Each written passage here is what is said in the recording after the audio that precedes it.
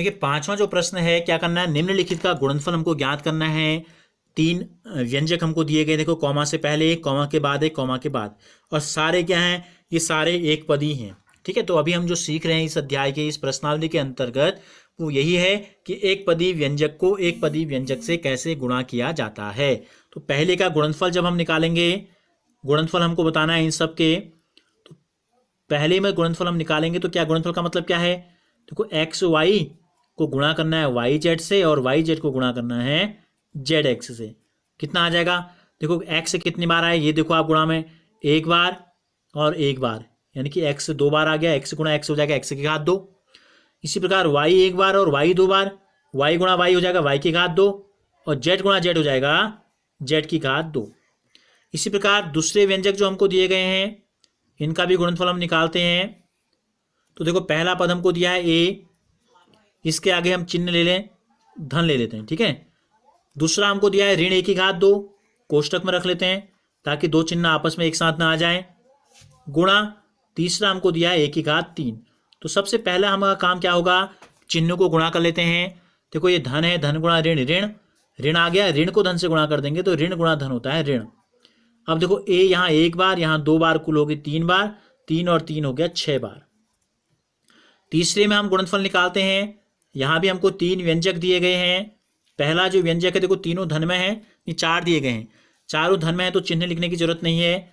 तो दो गुणा चार वाई गुणा आठ वाई की घात दो गुणा 16 वाई की घात तीन। तो गुणा कर देते हैं, पहले हमको क्या करना पड़ेगा, गुणा करना पड़ेगा। तो ये हो गया दो चक्को आठ, आठ गुणा आठ हो गया 64, आठ गुणा आठ कितना हो गया 64। अब 64 और गुणा 16 बड़ी संख्या आ गई तो इसको हम लिख देते हैं ऐसे ही, गुणा कर लेंगे, ठीक है। वाई एक बार, वाई दो बार, दो और एक तीन, तीन और तीन छह बार, वाई कितने बार आया 6 बार। अब इनको गुणा कर लेते हैं, देखो 16 चक्को होता है 64, 16 चक्को 64 का 4, हासिल लगा आपका 6, 16 छक होता है 96, 96 में अगर 6 जोड़ देंगे तो हमको प्राप्त हो जाएगा 102, पीछे से वाई की घात 6। अब हम निकालते हैं चौथे सवाल में गुणनफल निकालते हैं। यहां भी हमको कितनी संख्याएं दी गई हैं, कितने व्यंजक दिए गए हैं, 1 2 3 4 दिए गए हैं, 4 के 4 धनात्मक हैं तो सीधे लिख देते हैं ए गुणा 2b गुणा 3c गुणा 6ab, ठीक हो गया। तो पहले अंकों को गुणा कर दो, गुणांकों को, इसके आगे एक है, एक दूनी दो, दो तीन छः, छः गुणा छः, छः गुणा छः हो गया 36। देखो ए एक बार, ए दो बार तो ए की घात दो, ठीक हो गया। बी एक बार, बी दो बार तो बी की घात दो, सी यहाँ एक बार और एक बार यहाँ सी की घात दो। इसी प्रकार जो पांचवा व्यंजक आपको दिया गया है इसमें भी हम गुणनफल निकालते हैं। गुणनफल हमसे पूछा है, तो देखो पहला संख्या तो धन में है, दूसरी संख्या ऋण में है, तो गुणा भी लगाना है हमको, ऋण भी आ जाएगा तो इसके साथ ऋण है तो हमने इसके साथ अलग से ले लिया गुणा, ठीक है, कोष्टक लगा दिया बीच में। ये संख्या धन में है एम एन पी।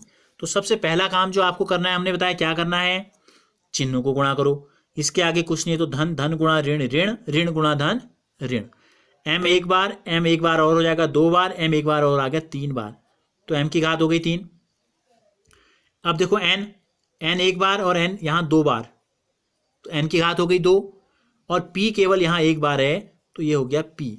तो इस प्रकार से हमने क्या किया, हमने इस प्रश्नावली में एक पदी को एक पदी से गुणा हमने किया।